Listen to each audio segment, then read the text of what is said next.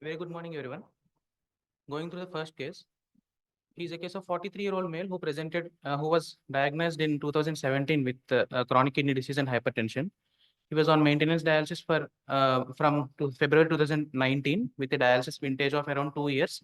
Simultaneously, he was worked up for uh, renal transplantation with his wife as prospective donor. His immunological workup was negative for cross match, both by CDC and flow cross match, and also his donor specific antibodies by single antigen BDSA was negative. He underwent a live renal uh, related ABO compatible kidney transplantation on February 2021. His induction was basiliximab and his kidney transplant stay was uneventful. Discharge creatinine was 0.9.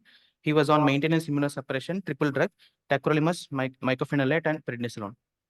He was doing well for the next 5 months, and then in July 2021, he presented with acute graft dysfunction with a rise in creatinine from 0.9 to 2.1.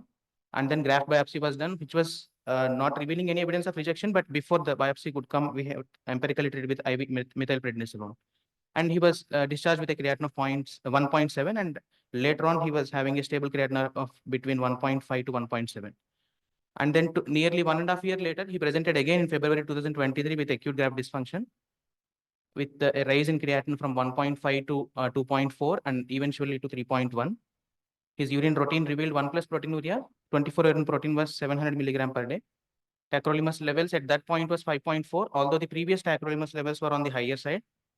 So with this presentation, with an interstitial pattern of injury in this graft, allograft, we suspected BK virus nephropathy followed by CNI toxicity and lower down to rule out acute TCMR. He underwent biopsy in February 2023. Yes, so for this in this biopsy, we received a single linear tissue piece of 1.2 centimeter. Whole tissue was embedded. And when we look towards the glomerular compartment, we can see this one glomerulus, which is largely unremarkable. There is no evidence of any glomerulitis. There is no evidence of any transplant glomerulopathy. And in the periglomerular area, we can see that there is chronic inflammatory infiltrates. And also in this, the other glomerulus on H&E stain, we can see that it is largely unremarkable. And if there is no evidence of any glomerulitis, so it was given G0 and CG was graded as 0. So these were the other glomeruli in the biopsy, which we can see that this glomerular shows that there is periglomerular fibrosis.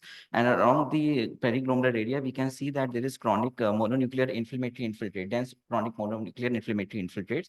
Along in this PS stain, we can see that is focal this tubular atrophy in the form of the narrowing of the lumen and wrinkling of the basement membrane. When we look towards the tubular compartment, we see that even on low power, that enlarged tubular epithelial cell nuclei we can see. And there was no evidence of any tubulitis, so it was graded as T0. And it was because of mild tubular atrophy, it was graded as CT1. Or even on more high power view, what we see that these inclusions are very prominent in intranuclear inclusions. And on more high power view, we can see that these are amorphous ground glass inclusion bodies. So when we look towards the vascular compartment, we see that there is prominent myocyte vacuolization. This is the prominent myocyte vacuolization in the blood vessel, which we can also appreciate in the PS stain. And in the peritubular capillaries, there were 3 to 4 mononuclear cells. So it was graded at PTC1.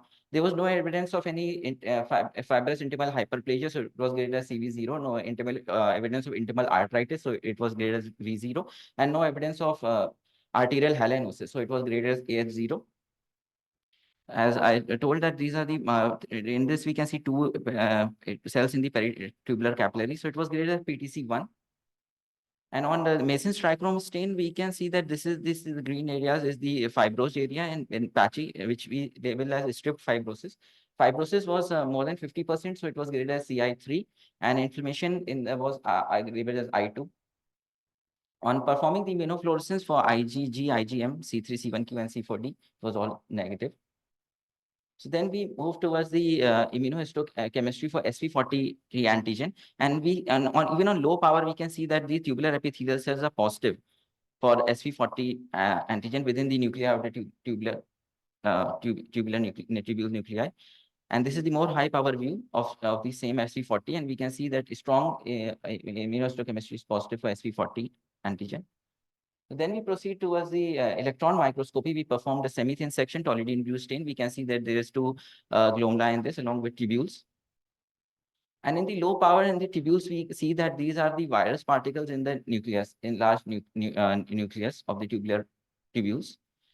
And on the more magnification, we see that these are the viral particles, which are the singly lying. They can also be seen in crystalloid forms. And these are the singly lying. And when we measured that, they measured around 30 to 45 nanometer in diameter, the viral particles. So to summarize my finding in the glomerular compartment, the glomeruli were largely unremarkable. It was labeled G0, CG0.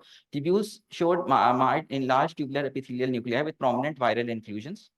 The interstitium showed moderate mononuclear inflammatory infiltrate along with marked fibrosis, strip, which was stripped, and myocyte vacuolization in the blood vascular compartment along with PTC1. And in immunofluorescence for IgG, IgM, C3, C1q, C4d was negative.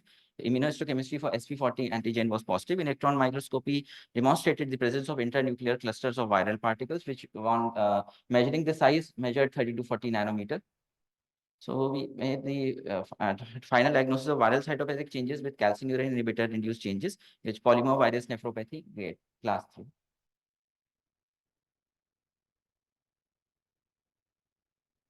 I would like to add something more regarding the classification of polymovirus. So it was graded into class 1, 2, and 3 based on the PVL score and the interstitial fibrosis. So if the PVL score is less than 1%, it is labeled as PVL1. And if the interstitial fibrosis is graded as 1, if it is 6 to 25%, so it is put in class 1. And if the PVL score is 3 and the interstitial fibrosis lies between 2 and 3, so it is graded as 3. In between, whatever it is labeled as class 2.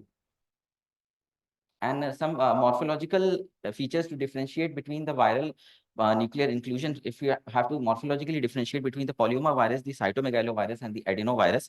So the smudgy ground glass nuclear inclusion we saw in our case in the polymovirus, it can also be seen in cytomegaloadeno, but central nuclear with a halo is more prominently seen in cytomegalovirus. And we saw the nuclear inclusion, but cytoplasmic inclusions can be seen in cytomegalovirus. As the site of replication, the tubular epithelial cells can be seen in all the three. In our case, it was also seen, but if the site of replication is endothelial cell, we should first think of cytomegalovirus. And if the site of replication are in the inflammatory cells, then we should think of adenovirus. And if the biopsy is associated with acute tubular injury or necrosis, which is more prominent as compared, it can be seen in adenovirus. And if it also with patchy parenchymal necrosis, it can be seen in more prominent in adenovirus, as also with if it is associated with any granuloma formation or interstitial inflammation.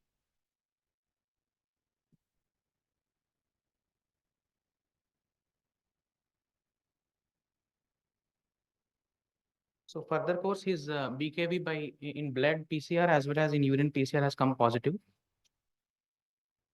So blood BKV PCR was around 24,000 copies, which is more than 4 log copies per ml. And based on the biopsy report, we have de-escalated the immunosuppression to from mycophenolate mofetil to azathioprine because he was also having GI symptoms simultaneously.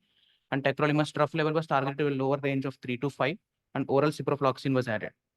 So with that, the BKV virus in blood has reduced from 21,400 to 3,000 in 2 months, and then it was undetectable. So with that, there was an improvement in his renal parameters also. Creatinine decreased from 3.1 to 2.7, and in the last follow-up 1 month back, it was 2.3.